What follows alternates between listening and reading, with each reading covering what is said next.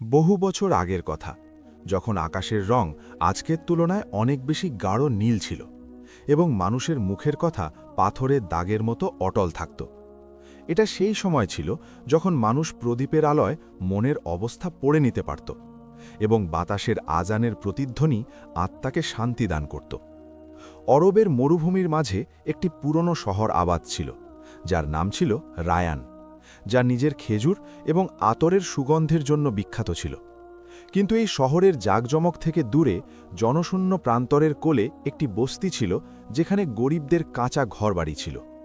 এই ঘরগুলোর মধ্যে একটি জরাজীর্ণ কুঁড়ে ঘরে বিলাল নামের এক ব্যক্তি থাকত। বয়স ৩৫-এর কাছাকাছি, গায়ের রং শ্যামলা, কিন্তু চেহারায় এক অদ্ভুত নূর, যা শুধু সেই সব মানুষের চেহারায় থাকে যারা রাতে উঠে নিজের রবের সামনে চোখের জল ফেলে। বিলাল পেশায় একজন তাঁতি ছিল, যে সারাদিন নিজের পুরনো তাঁতে বসে গালিচা বুনত। সুতোর মাঝে তার আঙুলগুলো এমনভাবে চলত যেন কোনো যন্ত্রী বাদ্যযন্ত্র বাজাচ্ছে, কিন্তু তার নিজের জীবনের সুতোগুলো জট পাকিয়েছিল। বিলালের কাছে দুনিয়াবি সম্পদের নামে শুধু একটি ছেঁড়া চাদর আর কয়েকটা মাটির পাত্র ছিল, কিন্তু তার সিনা বা বুকের ভেতরে যে হৃদয় স্পন্দিত হতো তা সাবার বা ধৈর্য এবং শুকরের বা কৃতজ্ঞতার খাজানায় ভরপুর ছিল। সে যখনই সুতো ছিঁড়ত তখনই তার মুখে থাকত আলহামদুলিল্লাহ, এবং যখন গিট জুড়ত তখন বলতো সুবহান আল্লাহ। তার স্ত্রীর নাম ছিল জয়নব, যে শহরের এক সম্ভ্রান্ত পরিবারের মেয়ে ছিল, কিন্তু সময়ের বিবর্তনে তার বাবা গরিব হয়ে গিয়েছিলেন এবং বিলালের সাথে তার বিয়ে হয়ে গিয়েছিল। শুরুর দিকে জয়নব বিলালের দারিদ্র্যকে নিজের ভাগ্য মেনে নিয়ে গ্রহণ করে নিয়েছিল, কিন্তু রায়ান শহরের বাতাসে এক অদ্ভুত বিষ ছিল, দেখানোর বিষ। বিলালের প্রতিবেশী হিসেবে একজন সওদাগর থাকত, যার নাম ছিল হামিদ। হামিদের রেশমের ব্যবসা ছিল এবং তার বাড়িটি পাকা ইট আর মার্বেল পাথর দিয়ে তৈরি ছিল, যার উঁচু দেওয়ালের আড়াল থেকে সুস্বাদু খাবারের সুগন্ধ আসত, যা জয়নবের ধৈর্যের পরীক্ষা নিত। জয়নব, যে একসময় বিলালের ঘামের উপার্জনে খুশি হতো, সে এখন ধীরে ধীরে বদলে যাচ্ছিল। তার চোখে ভালোবাসার জায়গায় হাহাকার আর বিলালের প্রতি ঘৃণা জায়গা করে নিয়েছিল। এক সন্ধ্যায় যখন বিলাল সারা দিনের পরিশ্রমের পর বাড়ি ফিরল, তখন তার হাতে শুধু খেজুর আর শুকনো রুটি ছিল। জয়নব খাবারের থালাটিকে অবজ্ঞার সাথে দেখল এবং কড়া সুরে বলল, কবে পর্যন্ত বিলাল, শেষ পর্যন্ত কবে পর্যন্ত আমরা জানোয়ারের মতো জীবন কাটাব? দেখো হামিদের স্ত্রীকে, আজ সে রেশম থেকে আনানো রেশমি পোশাক পরেছে, আর আমার শরীরে এই তালি দেওয়া কাপড়গুলো আমার যৌবনকে নিয়ে উপহাস করছে। বিলাল একটা দীর্ঘশ্বাস ফেলল। তার চোখে জল ছিল, কিন্তু গলার স্বরে সেই ধীরস্থির ভাব। সে নম্রতার সাথে বলল, জয়নব, এই দুনিয়া একটা সরাইখানা, আর আমরা মুসাফির। যা তকদিরে আছে তা সময়ের আগে পাওয়া যায় না, আর যা নসিব বা ভাগ্যে আছে তা কেউ কেড়ে নিতে পারে না। আল্লাহ নিজের বান্দাদের অভাব দিয়ে পরীক্ষা করেন যে কে তার ইচ্ছায় সন্তুষ্ট থাকে। জয়নব বিরক্ত হয়ে উঠল। সে রুটির টুকরোটা আছাড় দিয়ে ফেলল এবং চিৎকার করে বলল, থামাও এই সান্ত্বনার কথাগুলো। এই আধ্যাত্মিক কথা দিয়ে পেট ভরে না বিলাল। আমার সম্মান চাই, আমার সেই মর্যাদা চাই যার আমি হকদার। তোমার এই ফকিরি আর এই সব সবর আমাকে তিল তিল করে মারতে শুরু করেছে। বিলাল চুপ করে রইল। সে কিছুই বলল না, শুধু নিজের নজর নিচু করে নিল, কারণ সে জানত যে যখন হৃদয়ে দুনিয়ার লোভ বাসা বাঁধে তখন হেদায়েতের আলো পৌঁছনো মুশকিল হয়ে পড়ে। সেই রাতেই বিলাল তাহাজ্জুদের সময় উঠল। সে উজু করল এবং অন্ধকারের মধ্যে নিজের রবের সামনে দাঁড়িয়ে গেল। সে কেঁদে কেঁদে দোয়া করছিল, ইয়া রব, আমার ঘরের শান্তি ফিরিয়ে দাও, আমার অর্ধাঙ্গিনীর হৃদয়ে তুষ্টি ঢেলে দাও। আমি তোমার পরীক্ষায় ঘাবড়াই না, কিন্তু আমাকে আপনজনদের ঘৃণা থেকে বাঁচিয়ে নাও। বিলাল যখন দোয়া চাচ্ছিল তখনই সে বাইরে কারোর পায়ের আওয়াজ শুনতে পেল। ভোরের আবছা আলো ফুটে উঠছিল। বিলাল দেখল যে জয়নব নিঃশব্দে ঘর থেকে বেরিয়ে যাচ্ছে। তার মাথায় চাদর জড়ানো ছিল এবং হাতে একটি ছোট পুটলি ছিল। বিলালের বুক ধক করে উঠল। সে আওয়াজ দিল, জয়নব। জয়নব থেমে গেল, কিন্তু সে ঘুরে দেখল না। তার পিঠ বিলালের দিকে ছিল এবং তার কথাগুলো কোনো খঞ্জরের মতো বিলালের বুকে বিঁধে গেল। সে না ঘুরে বলল, আমাকে আটকানোর চেষ্টা করো না বিলাল, আমি সিদ্ধান্ত নিয়ে ফেলেছি। হামিদ সওদাগরের তার ঘরের কাজকর্মের জন্য একজন মহিলার দরকার ছিল। সে আমাকে কথা দিয়েছে যে আমি যদি তার কাজ করি তবে সে আমাকে সেই জীবন দেবে যা তুমি কোনোদিন দিতে পারোনি। আমি এখন তোমার এই ফকিরির বোঝা আর বইতে পারব না। বিলাল স্তম্ভিত হয়ে গেল। তার চোখের সামনে অন্ধকার নেমে এলো। এটা শুধু চাকরির কথা ছিল না, এটা ছিল বিলালের সম্মান এবং তার ভালোবাসার জানাজা। সে কাঁপা গলায় বলল, জয়নব, যেও না। অন্যের দোরগোড়ার আমিরির চেয়ে নিজের কুড়েঘরের শুকনো রুটি অনেক ভালো। আল্লাহর উপর ভরসা রাখো। কিন্তু জয়নবের উপর শয়তানের প্ররোচনা পুরোপুরি জয়ী হয়েছিল। সে এক কদম এগিয়ে গেল এবং শেষবারের মতো বলল, ভরসায় পেট ভরে না, এবং সে কুয়াশার মধ্যে মিলিয়ে গেল। বিলাল দরজার চৌকাঠ ধরে মাটিতে বসে পড়ল। তার ঘর, যা একসময় তার জান্নাত ছিল, এখন জনশূন্য হয়ে গিয়েছিল। বাইরে ভোরের আজান শুরু হয়ে গেল। হাইয়া আলাল ফালাহ। বিলালের চোখ দিয়ে অশ্রু গড়িয়ে তার দাড়ি ভিজিয়ে দিচ্ছিল। সে আকাশের দিকে তাকালো এবং এক ভাঙা হৃদয়ে হাসার চেষ্টা করে বলল, ইয়া আল্লাহ, যদি আমার সব কিছু কেড়ে নিয়ে তুমি আমাকে তোমার কাছে করতে চাও, তবে আমি এই চুক্তিতে রাজি আছি। বিলালের মুখ থেকে বের হওয়া এই কথাগুলো বাতাসে প্রতিধ্বনিত হয়ে শান্ত হয়ে গেল। কিন্তু আরশের অধিপতি হয়তো এটা কবুল করে নিয়েছিলেন, কারণ সেই মুহূর্তেই বিলালের মন থেকে দুনিয়ার যতটুকু ভয় অবশিষ্ট ছিল তাও বিদায় নিল। সে নিজের অশ্রু ভেজা জায়নামাজটি ভাঁজ করল, নিজের পুরনো তাঁতের ওপর হাত বুলিয়ে নিল, যা বছরের পর বছর তার পেট চালিয়েছিল, এবং একটি ছোট পুটলিতে কুরআন পাক, একটি জলের পাত্র আর কয়েকটা শুকনো খেজুর বেঁধে নিল। সে ঘরের দরজা খোলাই ছেড়ে দিল, কারণ এখন সেখানে হেফাজত করার মতো কোনো জীবনের সম্পদ অবশিষ্ট ছিল না, স্মৃতি ছাড়া। আর স্মৃতি তো দরজা বন্ধ করলে আটকে থাকে না। যখন সে বস্তি থেকে বের হচ্ছিল, তখন সূর্য তার পূর্ণ তেজ নিয়ে উদিত হয়েছিল, এবং তার রশ্মি সওদাগর হামিদের আলিশান বাড়ির মিনারগুলোতে ঝিকমিক করছিল। বিলাল এক মুহূর্তের জন্য থেমে সেই উঁচু ইমারতটির দিকে তাকাল, যেখানে এখন জয়নবের নতুন দুনিয়া গড়ে উঠতে যাচ্ছিল। তার বুকে একটা মোচড় দিয়ে উঠল, এমন এক ব্যথা যা শরীরের নয়, বরং আত্মার আহত হওয়ার। কিন্তু সে নিজের নজর আকাশের দিকে তুলে বিড়বিড় করে বলল, আল্লাহ তাকে সুখে রাখুক। হয়তো তার তকদিরে প্রাসাদের বন্দিদশা লেখা ছিল, আর আমার তকদিরে মরুভূমির স্বাধীনতা। আর তারপর সে রায়ান শহরের দিকে পিঠ ফিরিয়ে সেই জনশূন্য প্রান্তরের পথ ধরল, যেখানে মানুষের ছায়াও খুব কম দেখা যায়। বিলাল চলতে থাকল। শহরের শোরগোল পেছনে রয়ে গেল, আর এখন শুধু বালির খসখসানি এবং বাতাসের হাহাকার শোনা যাচ্ছিল। এটা ছিল এক নিস্তব্ধ মরুভূমি, যেখানে দিনে সূর্য আগুন বর্ষাত আর রাতে হাড় কাঁপানো শীত থাকত। সফরের তৃতীয় দিনে তার জল ফুরিয়ে গেল, গলায় কাঁটা বিঁধেতে লাগল, এবং তৃষ্ণার তীব্রতায় তার চোখের সামনে অন্ধকার নেমে আসতে লাগল। সে বারবার মরীচিকা দেখতে পাচ্ছিল। কখনো মনে হতো সামনে জয়নব জলের বাটি নিয়ে দাঁড়িয়ে আছে, কখনো মনে হতো কোনো ঝর্ণা বয়ে যাচ্ছে, কিন্তু কাছে গেলে শুধু তপ্ত বালি মিলত।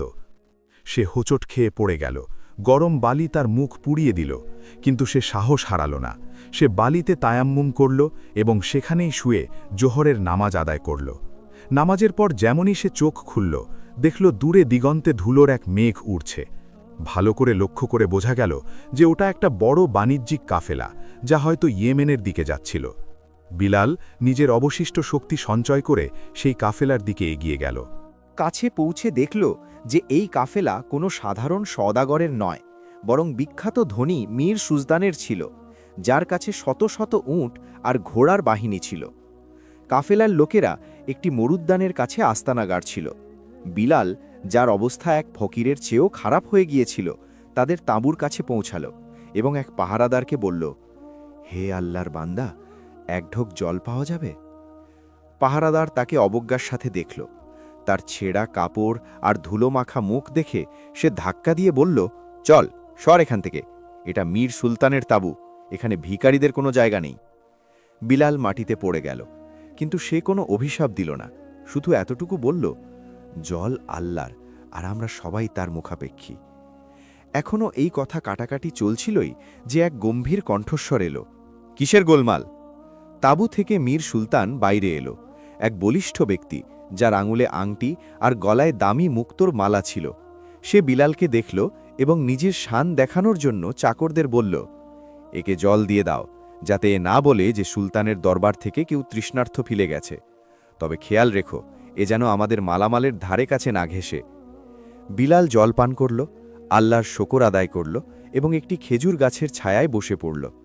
রাত হলে কাফেলায় হঠাৎ হুড়োহুড়ি পড়ে গেল।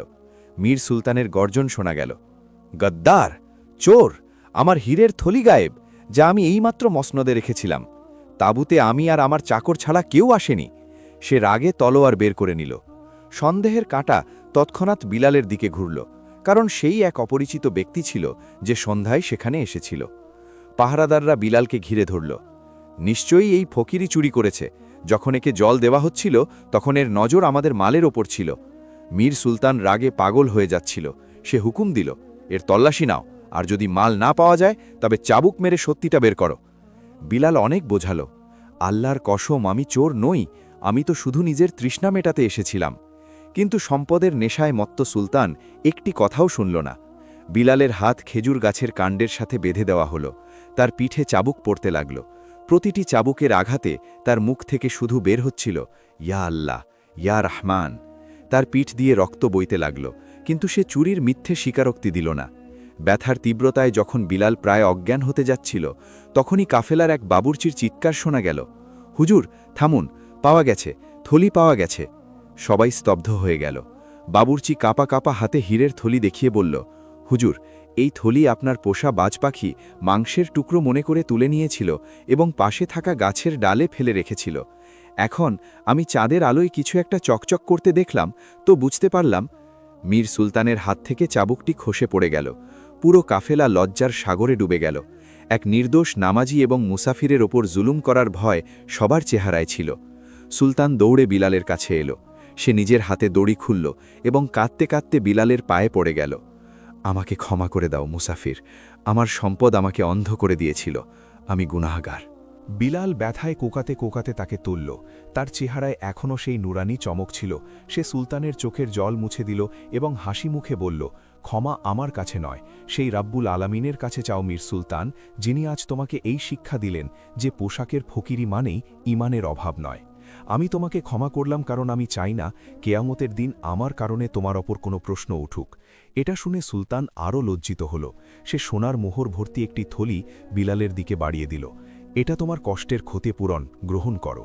বিলাল থলিটিকে হাত দিয়ে সরিয়ে দিল এবং বলল, আমার সওদা আমার রবের সাথে হয়ে গিয়েছে। যদি আমি তোমার কাছ থেকে দাম নিয়ে নিই তবে আমার সাবার বিক্রি হয়ে যাবে। এই বলে বিলাল নিজের পুরনো ঝোলাটি তুলে নিল এবং খুঁড়িয়ে খুঁড়িয়ে অন্ধকার মরুভূমির দিকে চলতে শুরু করল। সুলতান আর তার পুরো কাফেলা মূর্তির মতো তাকে ততক্ষণ দেখতে থাকল যতক্ষণ সে চোখের আড়াল না হল। সেই রাতে মীর সুলতান নিজের রেশমি বিছানায় নয় বরং মাটিতে শুয়ে রাত কাটাল। বিলাল তো চলে গিয়েছিল, কিন্তু সে সুলতানের হৃদয়ে এমন এক আলো জ্বালিয়ে দিয়ে গিয়েছিল যা হীরের চমকের চেয়েও অনেক বেশি দামি ছিল। মীর সুলতানের কাফেলা থেকে দূরে যাওয়ার পর বিলাল নিজের পথ বদলে নিল। এখন তার সফর কোনো মানুষের জনপদের দিকে ছিল না, বরং এমন এক এলাকার দিকে ছিল যার কথা মুসাফিররা শুধু ভয়ঙ্কর গল্পে উল্লেখ করত। এই সফর কয়েক সপ্তাহ ধরে চলল। তার পায়ের তলা ক্ষতবিক্ষত হয়ে গিয়েছিল এবং তার পুরনো চটিগুলো অনেক আগেই বিদায় নিয়েছিল। এখন সে খালি পায়ে সেই জমিতে হাঁটছিল যেখানের মাটিও কালো ছিল আর পাথরও মিশমিশে কালো। টানা কয়েকদিনের সফরের পর দিগন্তে ধোঁয়ার ঘন মেঘ দেখা গেল। এটা ছিল শাহকোট শহর, যাকে মানুষ ধোঁয়ার বস্তিও বলত। এই শহর কোনো সাধারণ শহরের মতো ছিল না। এখানে না খেজুরের বাগান ছিল, না জলের নহর। এখানে শুধু বড় বড় চুল্লি ছিল, লোহার কারখানা ছিল আর আকাশছোঁয়া চিমনি ছিল, যা দিনরাত কালো ধোঁয়া উগড়াত। শহরের দেয়ালে কালি জমেছিল এবং এখানকার বাসিন্দাদের চেহারায় এক অদ্ভুত উদাসীনতা আর কঠোরতা ছিল। এখানকার বাতাসে ফুলের বদলে পোড়া কয়লা আর গলিত লোহার গন্ধ ছিল। বিলাল যখন শহরের বিশাল লোহার দরজা দিয়ে প্রবেশ করল, তার মনে হল সে যেন কোনো কবরস্থানে কদম রেখেছে, যেখানে মানুষ জীবিত তো ছিল কিন্তু তাদের আত্মা মরে গিয়েছিল। কেউ এই অপরিচিত মুসাফিরের দিকে তাকিয়েও দেখল না। সবাই নিজের যান্ত্রিক জীবনে মগ্ন ছিল। সূর্য ডুবছিল, কিন্তু ধোঁয়ার কারণে আকাশে লাল আভার বদলে এক মেটে রঙের অন্ধকার ছেয়েছিল। বিলাল খিদে আর তৃষ্ণায় কাতর ছিল, কিন্তু সে কারো সামনে হাত পাতল না। সে এমন এক জায়গার সন্ধানে ছিল যেখানে সে নিজের পরিশ্রমে রুটির টুকরো রোজগার করতে পারে। চলতে চলতে সে শহরের একেবারে শেষ প্রান্তে পৌঁছালো, যেখানে একটি খুব পুরনো এবং বিশাল কামারশালা ছিল। দোকানের ভেতর থেকে হাতুড়ির এমন জোরানো শব্দ আসছিল যেন কোনো যুদ্ধ চলছে। বিলাল ভেতরে উঁকি দিল। সেখানে এক বিশাল দেহী ব্যক্তি, যার শরীর লোহার মতো শক্ত আর মুখ কয়লার মতো কালো ছিল, পুরো শক্তিতে একটি লাল টকটকে লোহার টুকরোর ওপর হাতুড়ি মারছিল। তার নাম ছিল জব্বার। জব্বার সিয়ালকোটের সবচেয়ে দক্ষ কিন্তু সবচেয়ে বদমেজাজি কামার বলে পরিচিত ছিল। তার চোখে সবসময় রক্তিম ভাব থাকত এবং মানুষ বলতো যে তার বুকে হৃদয় নয় বরং পাথরের এক টুকরো আছে। বিলাল নিজের শুকনো গলায় সালাম দিল, আসসালামু আলাইকুম। জব্বারের হাতুড়ি বাতাসে থেমে গেল। সে ঘুরে বিলালকে দেখল। তার নজর এতটাই তীক্ষ্ণ ছিল যে কোনো দুর্বল হৃদয়ের মানুষ সেখানেই লুটিয়ে পড়বে। সে বিলালের ছেঁড়া কাপড় আর দুর্বল শরীরকে ওপর থেকে নিচ পর্যন্ত দেখল এবং নিজের গম্ভীর গলায় বলল, ওয়ালাইকুম। এখানে খয়রাত পাওয়া যায় না মুসাফির। যদি খিদে পায় তবে মসজিদের রাস্তা ধরো, আর যদি মৃত্যু চাও তবে এই চুল্লিতে ঝাঁপ দাও। বিলাল নরম সুরে জবাব দিল, আমি খয়রাত নিতে নয়, কাজ চাইতে এসেছি। আমার বাহু হয়তো দুর্বল দেখায়, কিন্তু আমার নিয়ত মজবুত। আমার কাজ চাই। জব্বার হাসল। তার হাসিতে বিদ্রুপ ছিল। কাজ তুই? ওরেও মুসাফির, আমার চুল্লির আঁচ বড় বড় পাহালওয়ানদের জল করে দেয়। তুই তো একদিনেই ছাই হয়ে যাবি। বিলাল শান্তভাবে বলল, সোনাও আগুনে পুড়ে কুন্দন হয়। আমাকে পরীক্ষা করে দেখুন। মজুরি তাই দেবেন যা আমার কাজ দেখে উপযুক্ত মনে হবে। জব্বারের কাছে বিলালের জবাবে এক অদ্ভুত আকর্ষণ অনুভূত হল। অনেক বছর পর কেউ তার চোখের দিকে তাকিয়ে কথা বলার সাহস করেছিল। সে এক বিশাল হাঁপড়, বাতাস দেওয়ার বড় চামড়ার পাখা, এর দিকে ইশারা করে বলল, ঠিক আছে, ওই হাঁপড়টি চালাতে হবে সকাল থেকে রাত পর্যন্ত। যদি আগুন নেভে তবে তোর শ্বাস বন্ধ করে দেব। আর মনে রাখ, এখানে শুধু কাজ হয়, কথা নয়। বিলাল বিসমিল্লাহ বলল এবং হাঁপড়ের দড়িটি ধরে নিল। কাজ মানুষকে ভেঙে ফেলার মতো ছিল। চুল্লির আগুন এতটাই তেজ ছিল যে পাশে দাঁড়ালে চামড়া পুড়ে আসত। হাঁপড়টি এতটাই ভারী ছিল যে তা টানার জন্য পুরো শরীরের শক্তি লাগাতে হতো। কিন্তু বিলাল, যে গতকাল পর্যন্ত গালিচা বুনত এক কোমল শিল্পী হিসেবে, এখন নিজের আধ্যাত্মিক শক্তিতে ওই লোহার কারখানায় টিকে থাকল। দিন কাটতে থাকল। বিলালের শরীর ঘামে ভিজে থাকত। তার হাতের তালুতে ফোসকা পড়ল, ফেটে গেল এবং পরে শক্ত হয়ে গেল। কিন্তু তার মুখে কখনো কোনো অভিযোগ আসেনি। জব্বার লুকিয়ে লুকিয়ে তাকে দেখত। সে অবাক ছিল যে এই রোগা পাতলা ব্যক্তি, যে দিনে খুব কষ্টে একটা শুকনো রুটি খায়, সে এমন জানলেওয়া পরিশ্রম কিভাবে করে ফেলে। সবচেয়ে আশ্চর্যের বিষয় ছিল যে হাতুড়ির শব্দ আর আগুনের শিখার মাঝেও বিলালের চেহারায় এক রুহানি শান্তি থাকত। জব্বার অনেকবার দেখেছিল যে বিলাল হাঁপড় চালানোর সময় ঠোঁটে ঠোঁটে কিছু একটা বিড়বিড় করছে। সে আসলে নিজের রবের জিকির করছিল। এক রাতে যখন শহর ঘুমিয়ে গিয়েছিল এবং কারখানায় নিস্তব্ধতা ছিল, বিলাল কারখানার কোণে নিজের ছেঁড়া চাদর বিছিয়ে নামাজ পড়ছিল। জব্বার নিজের খাটিয়ায় শুয়ে তাকে দেখছিল। হঠাৎ জব্বার বলল, এরে মুসাফির, তুই কোন মাটির তৈরি? না তুই ক্লান্ত হোস, না তুই পুড়িস, আর না তুই আমাকে ভয় পাস। আসলে তোর এই শান্তির রহস্যটা কি? বিলাল নামাজ শেষ করল এবং ঘুরে হাসল। জব্বার ভাই, শান্তি আগুন থেকে দূরে পালানোই নেই, বরং আগুনের মাঝে থেকেও নিজের রবকে মনে রাখায় আছে। যখন হৃদয়ে এই বিশ্বাস থাকে যে এই আগুনও তার হুকুমেই জ্বলছে, তখন আর ভয় কিসের? জব্বার চুপ হয়ে গেল। সেই রাতে তার প্রথমবার মনে হলো যে তার কারখানায় লোহা গলার বাইরেও অন্য কিছু গলছে, আর সেটা হলো তার নিজের কঠোর হৃদয়। কিন্তু গল্পের আসল মোড় তখনও আসা বাকি ছিল। জব্বারের দোকানের পেছনে একটি তেহখানা বা ভূপাতিত ঘর ছিল, যার দরজা সবসময় একটি ভারী শিকল আর বড় তালা দিয়ে বন্ধ থাকত। জব্বার বিলালকে কড়া নির্দেশ দিয়েছিল যে সে যেন কখনো ওই দরজার কাছে না যায়। কিন্তু প্রায়ই রাতের নিস্তব্ধতায় ওই ঘর থেকে অদ্ভুত সব আওয়াজ আসত, কখনো কারোর কান্নার, কখনো শিকলের ঝনঝনানি, আর কখনো দেওয়াল আছড়ানোর। একদিন জব্বার কোনো কাজে লোহার চালানের খনির দিকে গিয়েছিল। দুপুরের সময় ছিল এবং বিলাল নিজের কাজ করছিল। তখনই ঘর থেকে এক জোরালো চিৎকার শোনা গেল, যেন কেউ চরম যন্ত্রণায় আছে। জল, জল! আওয়াজটি এতটাই বেদনাদায়ক ছিল যে বিলাল আর থাকতে পারল না। জব্বারের মানা করা নিজের জায়গায়, কিন্তু এক তৃষ্ণার্তের ডাকে না যাওয়া বিলালের ঈমানের বিরুদ্ধে ছিল। সে দেখল যে তালার চাবিটি জব্বার তাড়াহুড়ো করে নিজের গদিতে ভুলে ফেলে গিয়েছিল। বিলাল কাঁপা হাতে চাবিটি তুলল এবং ঘরের দিকে এগিয়ে গেল। দরজাটি ভারী আওয়াজে খুলে গেল। ভেতরে ঘুটঘুটে অন্ধকার আর ভ্যাপসা গন্ধ। যখন বিলালের চোখ অন্ধকারের সাথে মানিয়ে গেল, তখন সে যা দেখল তাতে তার আত্মা কেঁপে উঠল। ঘরের কোণে শিকল দিয়ে বাঁধা এক যুবক ছেলে মাটিতে পড়ে আছে। তার চুল এলোমেলোভাবে বড় হয়ে আছে, জামাকাপড় শতচ্ছিন্ন, আর শরীরে অগণিত ক্ষতচিহ্ন। এ আর কেউ নয়, জব্বারের একমাত্র ছেলে কাসিম, যার সম্পর্কে শহরবাসী মনে করত সে বহু বছর আগেই মারা গিয়েছে। কাসিম বিলালকে দেখল তো ভয় পেয়ে দেওয়ালের সাথে লেপটে গেল। আমাকে মেরো না বাবা, আমাকে মেরো না, আমি সত্যি বলেছিলাম, আমি শুধু সত্যি বলেছিলাম। সে পাগলের মতো বিড়বিড় করতে লাগল। বিলালের চোখে জল এসে গেল। সে ধীরে ধীরে এগিয়ে গেল, নিজের জলের পাত্র থেকে এক পেয়ালা জল ভরল এবং কাসিমের ঠোঁটে ধরল।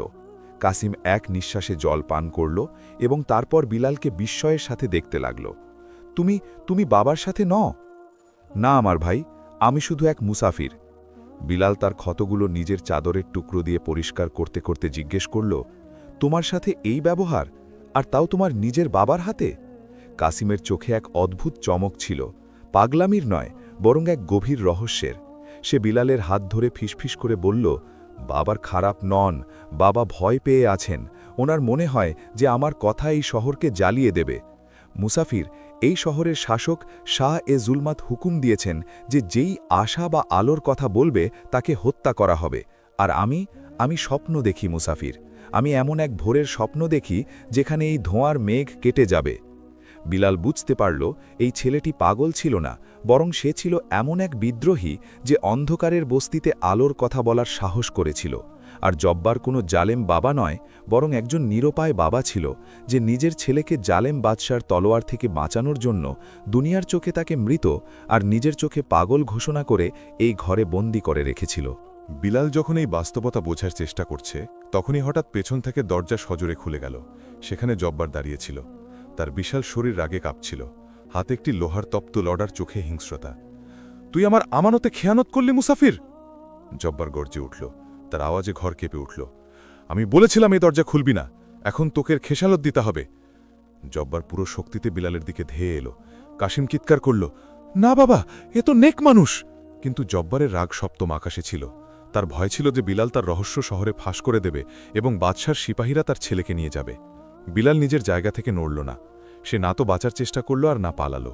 সে শুধু নিজের শান্ত নজর দিয়ে জব্বারকে দেখল এবং ধীর অথচ মজবুত গলায় বলল, জব্বার, সন্তানকে মৃত্যু থেকে বাঁচানোর জন্য তাকে জ্যান্ত কবর দিয়ে দেওয়া, এটা কি সেই রবের উপর ভরসা না করার সাজা নয়, যিনি অন্ধকার গর্তেও পোকাকে খাবার পৌঁছে দেন? জব্বারের হাত বাতাসেই থেমে গেল। তপ্ত রডটি তার হাতে কাঁপতে লাগল। এই কথাগুলো সরাসরি তার সেই ক্ষতে লাগল যা সে বছরের পর বছর লুকিয়ে রেখেছিল। পরিবেশে এক নিস্তব্ধতা নেমে এলো। ঘরের স্যাঁতসেঁতে বাতাসে বিলালের ঈমান আর জব্বারের ভয়ে মুখোমুখি ছিল। তখনই হঠাৎ বাইরে শহরে দামামা বাজার শব্দ শোনা গেল। এটা বিপদের সংকেত ছিল। কেউ চিৎকার করছিল, শাহী সিপাহী, শাহী সিপাহী, প্রতি ঘরে তল্লাশি নিতে আসছে। কেউ খবর দিয়েছে যে বিদ্রোহী কাসিম বেঁচে আছে। জব্বারের মুখ ফ্যাকাশে হয়ে গেল। তার হাত থেকে রডটি পড়ে গেল। হি আল্লাহ, এখন কি হবে? সে অসহায়ভাবে মাটিতে বসে পড়ল। আমি বছরের পর বছর একে লুকিয়ে রাখলাম, আজ সব শেষ হয়ে যাবে। বিলাল এগিয়ে গিয়ে জব্বারের কাঁধে হাত রাখল। এখন তাকে একজন শ্রমিক নয়, বরং একজন পথপ্রদর্শক মনে হচ্ছিল। ঘাবড়িও না জব্বার, যে আল্লাহ ইউসুফ আলাইসাল্লামকে কুঁয়ো থেকে বের করে সিংহাসনে বসাতে পারেন, তিনি তোমার ছেলেকেও বাঁচাতে পারেন। কিন্তু এখন আমাদের লোহা দিয়ে নয়, বুদ্ধি দিয়ে কাজ নিতে হবে। জব্বার, তোমার চুল্লির আগুন বাড়িয়ে দাও, এত ধোঁয়া করো যে হাত বাড়ালে হাত দেখা না যায়। আজ এই ধোঁয়াই আমাদের পর্দা হবে। বিলালের গলায় এমন এক বিশ্বাস ছিল যা জব্বারের কাঁপা কাঁপা হাতে প্রাণ ফিরিয়ে দিল। সে তৎক্ষণাৎ চুল্লিতে ভিজে খড় আর কাঁচা কয়লা ঢেলে দিল এবং পুরো শক্তিতে হাঁপড় চালাতে লাগল। দেখতে দেখতে সেই কারখানা, যা আগে থেকেই অন্ধকারে ছিল, এখন এক ঘন এবং দম বন্ধ করা কালো ধোঁয়ার সাগরে ডুবে গেল। বিলাল এই ধোঁয়ার আড়ালে কাসিমকে তুলল এবং লোহার ভাঙাচোড়ার পেছনে রাখা একটি বড় এবং খালি জলের কুণ্ডে নামিয়ে দিল, যার ওপর সে লোহার পুরনো শিকল আর ফেলে দেওয়া চাদর দিয়ে দিল, যাতে কারো সন্দেহ না হয়। কাসিম যখন নিজের শ্বাস আটকে রেখেছিল, তখনই লোহার ভারী দরজা একটি জোরালো শব্দে খুলে গেল এবং শাহী সিপাহীদের দল ভেতরে প্রবেশ করল। তাদের হাতে নাঙ্গ তলোয়ার ছিল আর চেহারায় নেকাব। সবার আগে তাদের সেনাপতি বখতিয়ার ছিল, যার এক চোখে গভীর ক্ষত ছিল আর অন্য চোখ শিকারের সন্ধানে বাজ পাখির মতো জ্বলছিল। ভেতরে কদম রাখতেই সিপাহীদের দম বন্ধ হতে লাগল। তারা কাশতে লাগল। বখতিয়ার নিজের নাকে কাপড় রেখে গর্জে জিজ্ঞেস করল, এটা কি তামাশা জব্বার? তুই পুরো শহরে ধোঁয়া ছড়িয়ে দিয়েছিস? তুই কি শাহী বাহিনীকে অন্ধ করতে চাস? জব্বারের হৃৎস্পন্দন গলায় এসে ঠেকে গিয়েছিল, তার জিভ তালুর সাথে আটকে গিয়েছিল। কিন্তু তখনই ধোঁয়ার মেঘ চিরে বিলালের শান্ত এবং গম্ভীর কণ্ঠস্বর ভেসে এলো, ক্ষমা চাচ্ছি সেনাপতি মহোদয়, আমরা স্যাফ আওলাদ তৈরি করছিলাম এবং কারিগররা জানেন যে আসল ইস্পাতকে ততক্ষণ গড়া যায় না যতক্ষণ তাকে ধোঁয়া আর অন্ধকারের কোলে না পাকানো হয়। বখতিয়ার অবাক হয়ে গেল।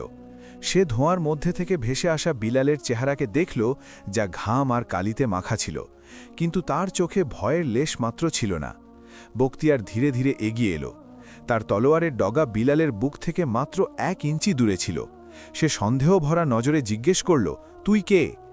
জব্বার তো একা কাজ করে, আর তোর কথা বলে দিচ্ছে তুই এই অভাগা বস্তির নস। বিলাল নজর না নামিয়েই জবাব দিল, আমি একজন মুসাফির। রুজিস তালাশ আমাকে এখানে নিয়ে এসেছে, আর লোহার প্রকৃতি বোঝা আমার কাজ। বখতিয়ার এক হুঙ্কার ছাড়ল এবং নিজের সিপাহীদের ইশারা করল, তল্লাশি নাও, কোনায় নয় খুঁজে দেখো। আমি খবর পেয়েছি যে সেই পাগল বিদ্রোহী এখানেই কোথাও লুকিয়ে আছে। সিপাহীরা ভাঙচুর শুরু করল। তারা লোহার সিন্দুক উল্টে দিল, বস্তার ভেতরে বল্লম ঢুকিয়ে দেখল। জব্বারের শ্বাস আটকে ছিল। সে জানত যে যদি একজন সিপাহীও ওই জলের কুণ্ডের কাছে যায়, তবে সব শেষ হয়ে যাবে। একজন সিপাহী ওই কুণ্ডের কাছে পৌঁছাল। সে নিজের তলোয়ারের ডগা দিয়ে কুণ্ডের অপর থাকা চাদরটি সরাতে চাইল। কাসিম ভেতরে নিজের হৃৎস্পন্দন নিয়ন্ত্রণে রাখার চেষ্টা করছিল। মৃত্যু ছিল মাত্র 1 নিঃশ্বাসের দূরত্বে। ঠিক সেই মুহূর্তে বিলাল ইচ্ছে করে নিজের হাত থেকে একটি ভারী হাতুড়ি লোহার একটি বড় পাতের ওপর ফেলে দিল। ঠং করে এক কান ফাটানো আওয়াজ প্রতিধ্বনিত হল, যা সবার মনোযোগ নিজের দিকে টেনে নিল। সিপাহীটি চমকে পেছনে সরে এলো। বখতিয়ার রাগে বিলালের দিকে ধেয়ে এলো, বদমাইশ, তুই এটা ইচ্ছে করে করলি। বিলাল ক্ষমা চেয়ে বলল, হাত পিছলে গিয়েছে হুজুর, ঘামের কারণে ধরার দুর্বল হয়ে গিয়েছিল। বখতিয়ার রাগে চারদিকে তাকালো। ধোঁয়ার কারণে কিছুই পরিষ্কার দেখা যাচ্ছিল না এবং সিপাহীদের দম বন্ধ হয়ে আসছিল। সবকিছু ঠিক থাকলে বলো, আমি এর পরের অংশ লিখব। না হলে তুমি কি চাও যে আমি অন্য কোনো গল্পের অনুবাদ করি? তুমি যা বলবে আমি তাই করব। সে ঝমটে উঠে বলল, এখানে কেউ নেই, মনে হয় মুখবীর সংবাদদাতা ভুল খবর দিয়েছিল। এই জব্বার তো নিজেই নিজের আগুনে পুড়ছে, এ আবার কাউকে আশ্রয় দেবে কি করে? যেতে যেতে বখতিয়ার জব্বারকে সতর্ক করে দিল, যদি জানতে পারি তুই শাহী হুকুমের বিরুদ্ধে কোনো ইঁদুরকেও আশ্রয় দিয়েছিস, তবে এই চুল্লিতে লোহার জায়গায় তোকে গলিয়ে দেব। এরপর সে তার দলের সাথে বাইরে বেরিয়ে গেল। দরজা বন্ধ হতেই জব্বার মাটিতে পড়ে গেল। তার পুরো শরীর ঘামে ভিজে একাকার। সে কাঁপতে কাঁপতে বলল, হে খোদা, এটা কোনো মোজেজা ছিল। আমার মনে হয়েছিল আজ আমার শেষ দিন। বিলাল দ্রুত কুণ্ড থেকে কাসিমকে বের করল। কাসিমের মুখ ধোঁয়ায় কালো হয়ে গিয়েছিল, কিন্তু সে বেঁচে ছিল। বিলাল গম্ভীর হয়ে বলল, জব্বার ভাই, এখন শকর আদায় করার সময়, কিন্তু উৎসব করার নয়। বখতিয়ার খালি হাতে গিয়েছে ঠিকই, কিন্তু তার সন্দেহ শেষ হয়নি। সে নিশ্চয়ই পাহারাদার বসিয়ে গিয়েছে। আমরা আর বেশি সময় এখানে থাকতে পারব না।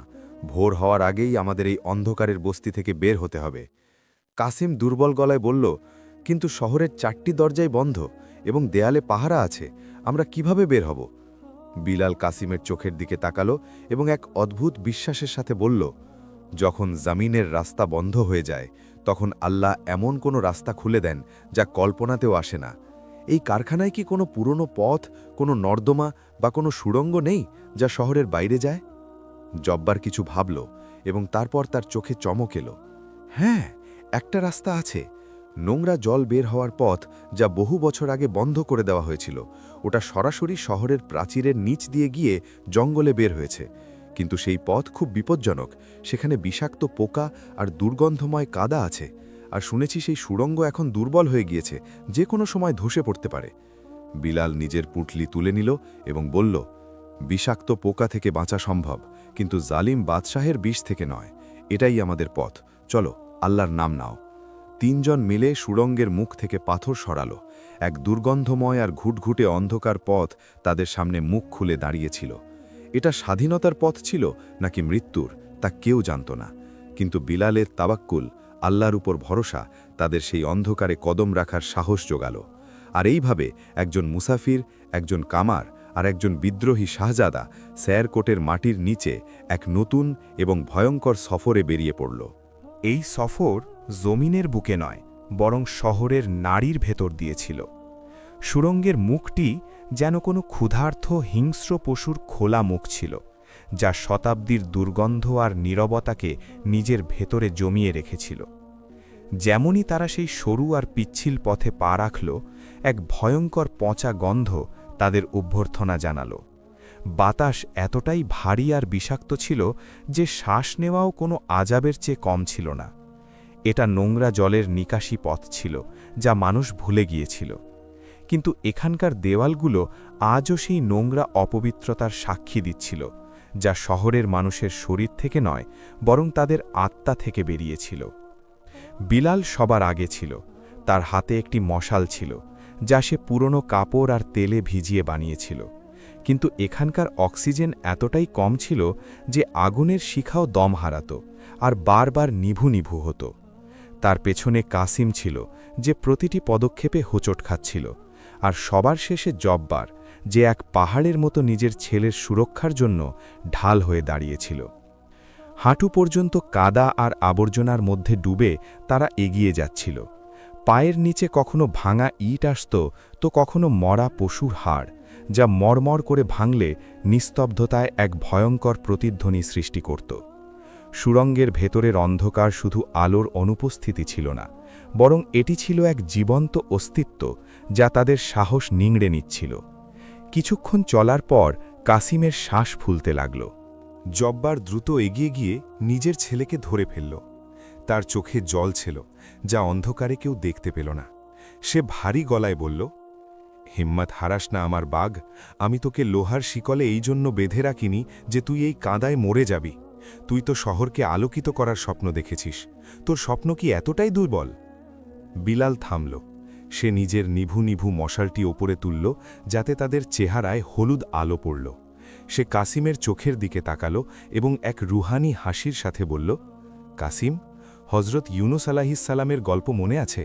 যখন তিনি মাছের পেটে ছিলেন, সেখানেও তো এমনই অন্ধকার ছিল, এমনই কষ্ট ছিল, আর আশার কোনো আলো ছিল না।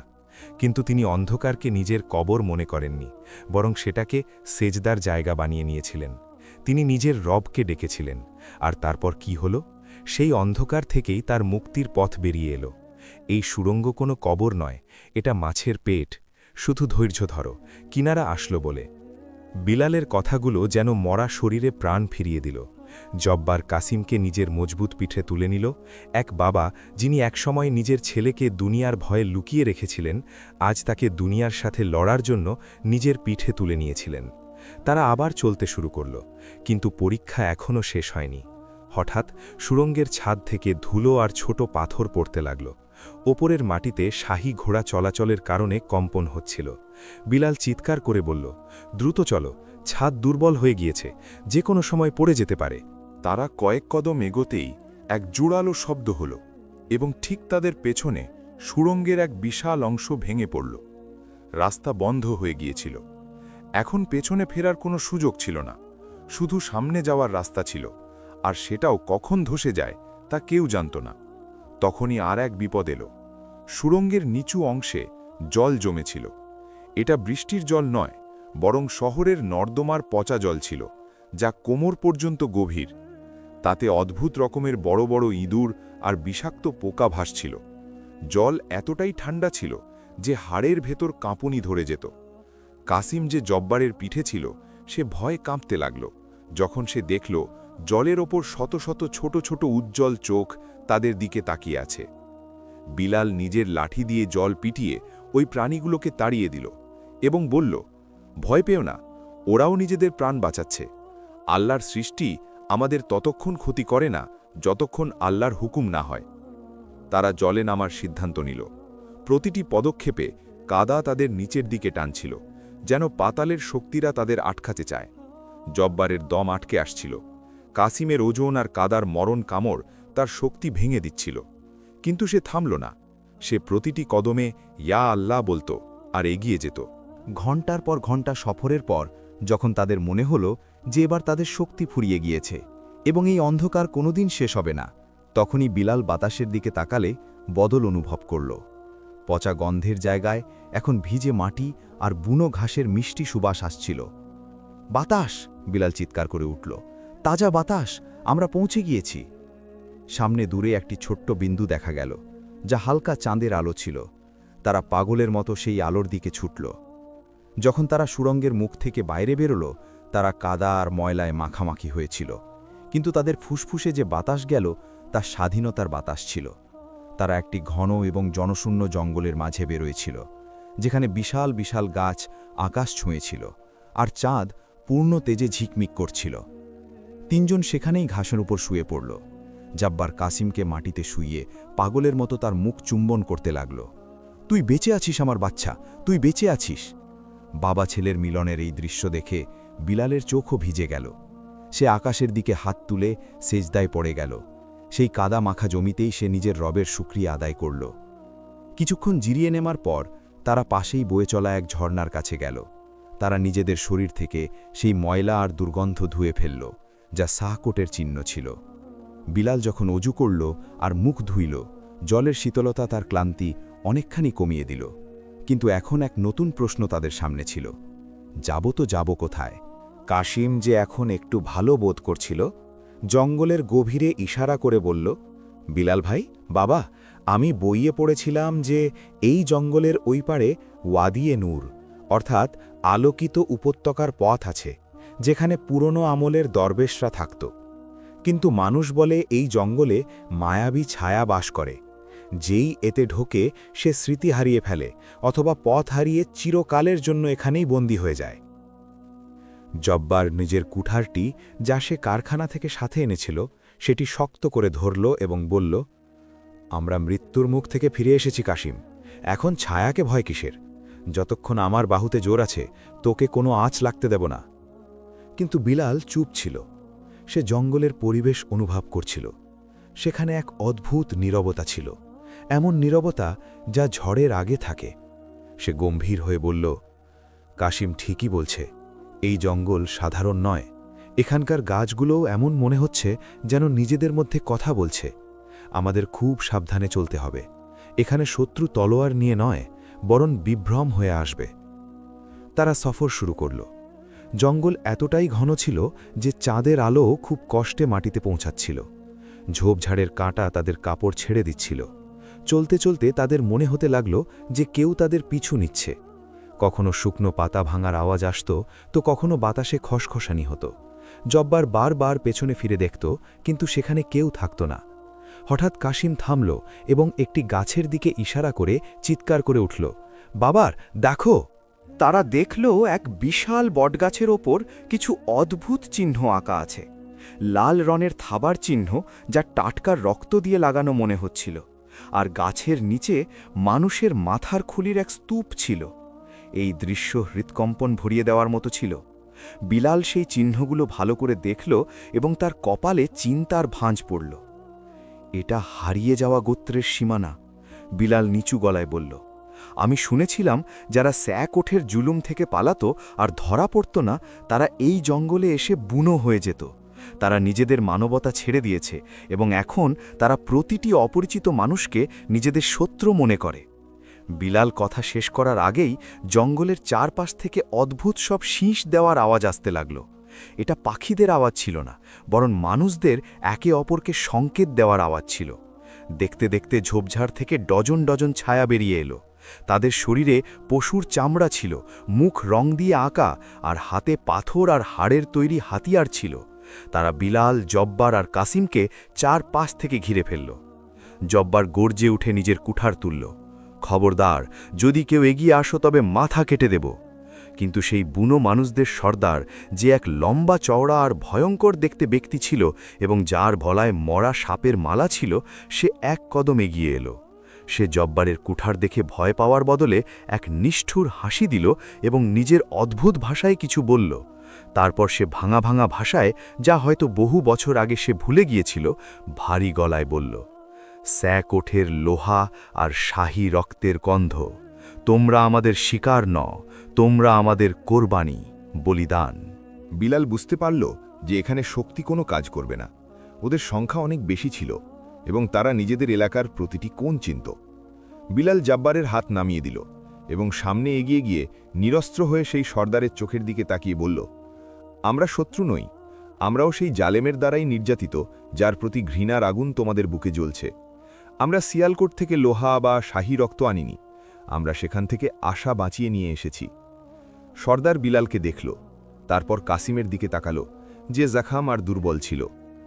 সে এক মুহূর্ত ভাবল, তারপর হঠাৎ সে এমন এক হুকুম দিল যা তাদের পায়ের নিচের মাটি সরিয়ে দিল।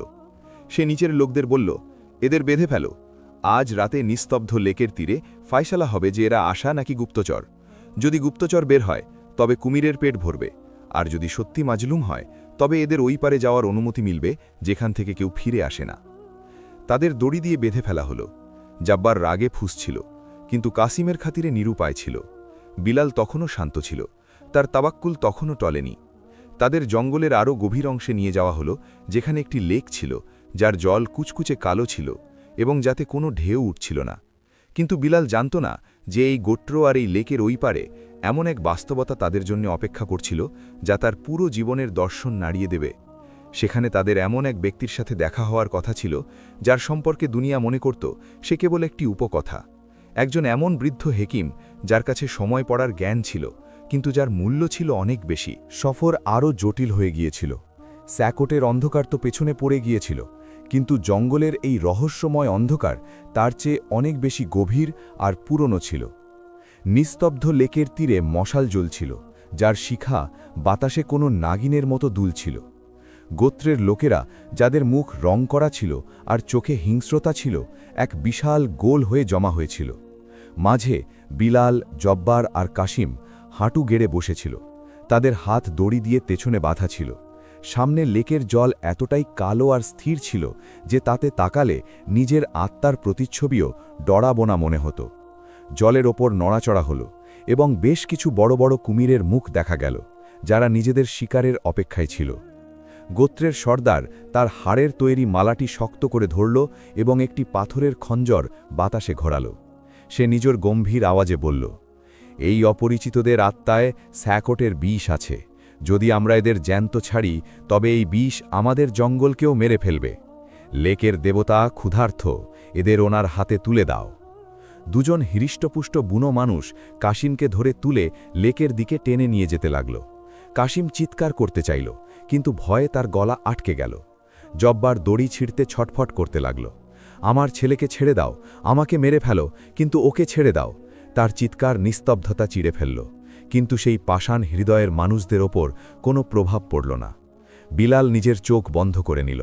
মৃত্যু সামনে দাঁড়িয়েছিল, কিন্তু তার মন তখনও তার রবের সাথে যুক্ত ছিল।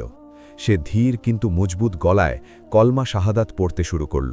ঠিক সেই সময় যখন কাসিমকে জলে ধাক্কা দেওয়া হতে যাচ্ছিল, জঙ্গলের সবচেয়ে ঘন অংশ থেকে এক আওয়াজ এলো। এমন এক আওয়াজ যা কোনো বিজলি কড়কড়ানির মতো নয়, বরং পুরনো পাহাড়ের ঘর্ষণের মতো ভারী আর গম্ভীর ছিল। থামো! সবাই মূর্তির মতো দাঁড়িয়ে রইল। সর্দারের হাত বাতাসেই থেমে গেল। লেকের তীরের ঘন গাছের আড়াল থেকে এক বৃদ্ধ বাইরে এলেন। ওনার কোমর ঝুঁকে গিয়েছিল, দাড়ি মাটি ছুঁই করছিল, আর চোখে একটি পট্টি বাঁধা ছিল। উনি অন্ধ ছিলেন, কিন্তু উনি কোনো সাহায্য ছাড়াই এমনভাবে হাঁটছিলেন যেন জঙ্গলের প্রতিটি ধূলিকণা ওনাকে পথ করে দিচ্ছে। ইনি সেই পীরে দানেশ যার সম্পর্কে দুনিয়া মনে করত তিনি কেবল এক কেচ্ছা কাহিনী। সর্দার তৎক্ষণাৎ মাথা নত করল। বাগা বুজুর্গ, শ্রদ্ধেয় বৃদ্ধ, এরা অপরিচিত গুপ্তচর। বৃদ্ধ হাত তুললেন আর সর্দার চুপ হয়ে গেল। তিনি সরাসরি বিলালের কাছে এলেন। তিনি নিজের জ্যোতিহীন চোখ বিলালের চেহারার দিকে ফেরালেন এবং একটি দীর্ঘশ্বাস নিলেন। তারপর তিনি কাঁপা গলায় বললেন, আমি এখানে বারুদ বা লোহার গন্ধ পাচ্ছি না সর্দার, আমি এখানে আতারে ইউসুফির সুগন্ধ পাচ্ছি। এটা সেই সুগন্ধ যা শুধু তখনই তৈরি হয় যখন কোনো বান্দা কুয়োর অন্ধকারেও নিজের রবের হাত ছাড়ে না। বৃদ্ধ ইশারা করলেন আর দড়ি খুলে দেওয়া হলো। তিনি বিলালের কাঁধে হাত রাখলেন এবং বললেন, হে মুসাফির, তুই এখানে পথ হারিয়ে আসিসনি, তোকে সময় এখানে টেনে নিয়ে এসেছে। এই গোত্র জালিম নয়, এরা সেই সব মানুষ যাদের শায়েকোটের বাদশাহরা এতটাই অত্যাচার করেছে যে এরা নিজেদের মানবতা ভুলে জানোয়ার হয়ে গিয়েছে। এদের বিশ্বাস যে দুনিয়ায় এখনও দয়া বাকি আছে। বিলাল দাঁড়ালো, তার শরীরে ব্যথা ছিল কিন্তু আত্মায় এক নতুন শক্তি। সে দেখল যে শত শত বুনো মানুষ মশাল হাতে তাকে দেখছে। তাদের চোখে প্রশ্ন ছিল। বিলাল কোনো জাদুকরী কেরামতি দেখাল না, সে শুধু এটুকু করল যে রাতের সেই নিস্তব্ধতায় জঙ্গলের মাঝখানে নিজের রুহানি আওয়াজে আজান দিতে শুরু করল, আল্লাহু আকবার, আল্লাহু আকবার। তার আওয়াজ বাতাসের ওপর সওয়ার হয়ে জঙ্গলের কোনায় কোনায় ছড়িয়ে পড়ল। যে আওয়াজ একসময় রায়ান শহরের ছোট মসজিদে প্রতিধ্বনিত হতো, আজ তাই জনশূন্য প্রান্তরে ধ্বনিত হচ্ছিল। যেমনই বিলালের শব্দগুলো বাতাসে মিশে গেল, এক অদ্ভুত মুজেজা ঘটল। ওই বুনো মানুষরা যারা একটু আগেই একে অপরের রক্ত ঝরাতে প্রস্তুত ছিল, তাদের হাত থেকে হাতিয়ার খসে পড়ে গেল। তাদের চোখ যা কয়েক প্রজন্ম ধরে শুকনো ছিল, তা দিয়ে জল বইতে লাগল। আজানের শব্দগুলো তাদের কঠিন আত্মার ওপর হাতুড়ির মতো নয়, বরং মলমের মতো লাগছিল। তারা বুঝতে পারছিল না এটা কি, কিন্তু তারা শান্তি পাচ্ছিল, সেই শান্তি যা তারা প্রজন্মের পর প্রজন্ম অনুভব করেনি। আজান শেষ হতে হতে পুরো গোত্র হাঁটু গেড়ে বসে কাঁদছিল। সর্দার এগিয়ে এসে বিলালের হাতে চুমু খেল এবং বলল, আমাদের ক্ষমা করে দাও হে নূরওয়ালা মুসাফির, আমরা তোমাকে অন্ধকারের অংশ ভেবেছিলাম, কিন্তু তুমি তো সেই ভোর যার জন্য আমরা অপেক্ষা করছিলাম। পীরে দানিশ হাসলেন। তিনি কাসিমকে কাছে ডাকলেন, তার কপালে হাত রাখলেন এবং একটি ভবিষ্যৎবাণী করলেন, হে তরুণ, তোর কপালে বাদশাহীর রেখা নয়, বরং ন্যায়ের নূর আছে। তুই এখান থেকে যাবি, কিন্তু ফিরে আসবি তলোয়ার দিয়ে নয়, হিকমত বা প্রজ্ঞা দিয়ে। তুই স্যাহকোটের লোহা গলিয়ে তাকে শিকল নয়, বরং ঢাল বানাবি। এরপর বৃদ্ধ তাদের ওয়াদিয়ে নূরের পথ বাতলে দিলেন। সেই পথ লেকের ওই পারে পাহাড়ের মাঝখানের এক গোপন গিরিপথ দিয়ে যেত। তিনজন মুসাফির গোত্র থেকে বিদায় নিল। জব্বার যে এখন পর্যন্ত শুধু নিজের শক্তির ওপর ভরসা করত, এখন বুঝতে পারল যে আসল শক্তি শরীরে নয়, ঈমানে থাকে। তারা লেক পার হল, পাহাড় ডিঙালো, আর যখন সূর্যের প্রথম কিরণ ফুটে উঠল, তখন তাদের সামনে এমন এক দৃশ্য ছিল যা তাদের সব ক্লান্তি মুছে দিল। সামনে ওয়াদিয়ে নূর। এটা কোনো রূপকথার পরিদের দেশ ছিল না, বরং এক সাদামাটার সুন্দর জনপদ ছিল। সেখানকার ক্ষেতগুলো সবুজ ছিল, মানুষ নিজের কাজে মগ্ন ছিল, আর প্রতিটি চেহারায় হাসি ছিল। এখানে কোনো উঁচু প্রাসাদ ছিল না, কিন্তু প্রতিটি ঘরের দরজা খোলা ছিল। বাতাসে ফুলের সুগন্ধ আর কুরআনের তেলাওয়াতের আওয়াজ মিশেছিল। এই জায়গাটি সেই জান্নাতের ছায়া ছিল যা জমিনে নেমে এসেছে। বিলাল, জব্বার আর কাসিমকে এমনভাবে অভ্যর্থনা জানানো হলো যেন তারা হারিয়ে যাওয়া ভাই। তারা থাকার জন্য ঘর, পড়ার জন্য পরিষ্কার কাপড় আর কাজ করার জন্য সম্মানের জায়গা পেল। বছর কেটে গেল, ঋতু বদলাল। কাসিম ওয়াদিয়ে নূরের মাদ্রাসায় তালিম হাসিল করল। সে শিখল যে শাসন ভয় দিয়ে নয়, ইনসাফ বা বিচার দিয়ে করা হয়। বৃদ্ধের কথা মতো 10 বছর পর কাসিম আবার স্যাকোট ফিরে গেল। এবার সে বিদ্রোহী হিসেবে নয়, বরং একজন পথ প্রদর্শক হয়ে গেল। স্যাকোটের জনতা, যারা জুলুমে অতিষ্ঠ হয়ে গিয়েছিল, তারা তার সাথে যোগ দিল। এক ফোঁটা রক্ত না ঝরিয়েই জালেম বাদশাহর তখত উল্টে গেল। কাসিম লোহার চুল্লির জায়গায় স্কুল আর বাগান তৈরি করালো। স্যাকোট এখন দারুল আমান হয়ে গিয়েছিল। জব্বার বৃদ্ধ হয়ে গিয়েছিল, কিন্তু তার বাহু এখনও লোহার মতোই মজবুত ছিল। সে ওয়াদিয়ে নূরে থেকে গরিবদের জন্য ঘর বানালো আর চাষবাসের সরঞ্জাম তৈরি করল। তার কঠিন হৃদয় এখন মোমের মতো হয়ে গিয়েছিল। সে প্রায়ই বিকেলে বসে বাচ্চাদের বিলালের গল্প শোনাত। আর বিলাল? বিলাল ওয়াদিয়ে নুরির এক ছোট মসজিদে নিজের বাকি জীবন কাটিয়ে দিল। সে আর কোনোদিন বিয়ে করেনি, কোনোদিন ধন সম্পদও জমা করেনি। সে সারা দিন মানুষের কাপড় সেলাই করত আর রাতভর নিজের রবের ইবাদত করত। একদিন রাইয়ান শহর থেকে এক ক্লান্ত সওদাগর ওয়াদিয়ে নূর এলো। সে বিলালের সাথে দেখা করল আর কথায় কথায় জানালো, রাইয়ান শহর এখন আর আগের মতো নেই। সেখানে এক বিশাল খরা পড়েছিল। সেই যে হামিদ সওদাগর ছিল, তার ব্যবসা ধ্বংস হয়ে গিয়েছে। শুনেছি তার স্ত্রী, যার নাম জয়নব ছিল, এখন খুব খারাপ অবস্থায় আছে। হামিদের মৃত্যুর পর তার সৎ ছেলেমেয়েরা তাকে ঘর থেকে বের করে দিয়েছে। এখন সে দাঁড়ে দাঁড়ে ঘুরে বেড়ায় আর প্রায়ই কাঁদতে কাঁদতে বলে যে আমি হিরি অবজ্ঞা করে কাঁচের টুকরো জমা করেছিলাম, আজ আমার হাত রক্তাক্ত। এটা শুনে বিলালের চোখে জল এসে গেল। সে সওদাগরকে নিজের জমানো পুঁজি দিল, কয়েকটি রূপোর মুদ্রা, এবং বলল, এটা ওই মহিলা পর্যন্ত পৌঁছে দিও আর বলো যে বিলাল তোমাকে ক্ষমা করেছে। আল্লাহ তোমাকে ধৈর্য দান করুন। সে জাইনাবের সাথে দেখা করার চেষ্টা করেনি, কারণ সে জানত যে কিছু গল্প অসম্পূর্ণ থাকলেই সুন্দর হয়। আর তাদের দেখা হওয়া এখন দুনিয়ায় নয়, বরং আখেরাতে সম্ভব হবে। আর তারপর বিলাল, সে নিজের জায়নামাজে সেজদার অবস্থায় ছিল যখন তার আত্মা এই দুনিয়া থেকে বিদায় নিল। কাসিম নিজের বাদশাহী ছেড়ে তার জানাজায় শরিক হতে এলো। তাকে উপত্যকার সবচেয়ে উঁচু টিরায় দাফন করা হলো। তার কবরে কোনো মার্বেল পাথর লাগানো হলো না, শুধু একটি কাঠের তক্তি ছিল, যাতে লেখা ছিল, এখানে সেই বাদশাহ শুয়ে আছেন যার কাছে দুনিয়ার কোনো সিংহাসন ছিল না, কিন্তু যার হৃদয় সাবর আর শকরের সালতানাতের মালিক ছিল। গল্পের শিক্ষা।